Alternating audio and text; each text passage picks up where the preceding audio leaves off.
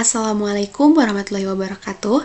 Halo teman-teman, perkenalkan nama saya Yanti Susanti dengan NIM 123704039 dari Program Studi Kimia Fakultas Sains dan Teknologi.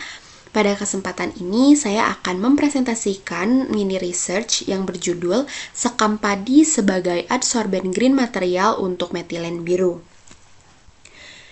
Nah, penelitian ini dilatar belakangi oleh peningkatan pencemaran air akibat limbah industri tekstil, khususnya yang mengandung zat warna sintesis seperti metilen biru. Senyawa ini tuh sulit terdegradasi secara alami sehingga dapat mencemari perairan dan juga membahayakan ekosistem. Di sisi lain, sekam padi merupakan limbah pertanian yang jumlahnya tuh sangat melimpah di Indonesia, tetapi pemanfaatannya ini tuh masih belum optimal. Melalui proses pirolisis, sekam padi dapat diubah menjadi biocharge yang memiliki struktur berpori dan juga luas permukaan tinggi, sehingga dia dapat berpotensi untuk adsorben ramah lingkungan yang dapat mengurangi konsentrasi metilen biru di dalam air. Nah, metode penelitiannya ini tuh diawali dengan persiapan bahan, yaitu sekam padi dicuci, dikeringkan, kemudian dihaluskan. Selanjutnya dilakukan proses pirolisis pada suhu sekitar 400 hingga 600 derajat Celcius dalam kondisi yang minim oksigen sehingga diperoleh biocharge. Biocharge kemudian diaktifasi menggunakan larutan KOH dengan konsentrasi 1 molar untuk meningkatkan luas permukaan dan juga jumlah pori.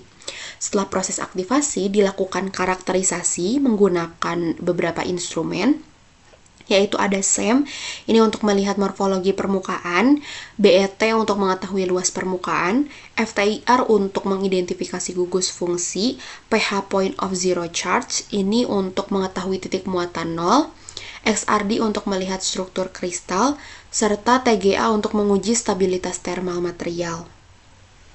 Nah, tahap berikutnya adalah uji adsorpsi, yaitu biocharge ini dicampurkan ke dalam larutan metilen biru dengan variasi pH, waktu kontak, dosis adsorben, serta konsentrasi awal larutan.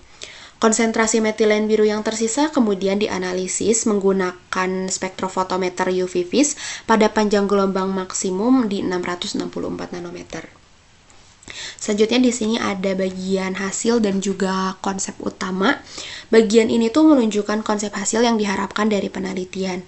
Hasil karakterisasi diperkirakan menunjukkan bahwa biocharge ini tuh memiliki struktur yang berpori, luas permukaannya tinggi, kemudian struktur kristalnya amorf, serta gugus fungsi aktif seperti hidroksil, karboksil, dan juga silika yang berperan dalam proses adsorpsi. Selanjutnya dilakukan evaluasi pengolahan beberapa parameter terhadap kemampuan adsorpsi, yaitu pH, waktu kontak, dosis adsorben, dan juga pengaruh konsentrasi awal metilen biru. Data yang diperoleh kemudian dianalisis menggunakan model isoterm Langmuir dan juga Fredlich, serta model kinetika adsorpsi untuk mengetahui mekanisme penyebaran yang terjadi. Berdasarkan ilustrasi pada poster, biocharge sekam padi ini tuh diperkirakan mampu memberikan kapasitas adsorpsi yang tinggi dan juga efisiensi penyisihan metilen biru yang baik. Nah, pada bagian bawah poster ditampilkan konsep pemanfaatan sekam padi sebagai green material. Jadi limbah sekam padi ini tuh kan diolah melalui proses pirolisis untuk menjadi biocharge. Kemudian digunakan sebagai adsorben untuk menyerap metilen biru dari air limbah. Nah, setelah proses adsorpsi, kualitas air ini tuh akan menjadi lebih baik dan adsorben masih berpotensi untuk diregenerasi sehingga dapat digunakan kembali. Keunggulan dari material ini adalah berasal dari limbah pertanian yang melimpah, proses pembuatannya relatif sederhana dan juga murah, memiliki kapasitas adsorpsi yang tinggi, kemudian ramah lingkungan karena bersifat biodegradable, serta berpotensi diaplikasikan pada pengolahan limbah cair industri tekstil. Dapat disimpulkan berdasarkan rancangan penelitian ini, biocharge sekam padi memiliki potensi yang sangat baik sebagai adsorben green material untuk metilen biru. Pemanfaatan limbah sekam padi tidak hanya membantu mengurangi limbah pertanian, tetapi juga menghasilkan material adsorben yang ekonomis, ramah lingkungan, dan berpotensi sebagai alternatif dalam pengolahan limbah cair industri.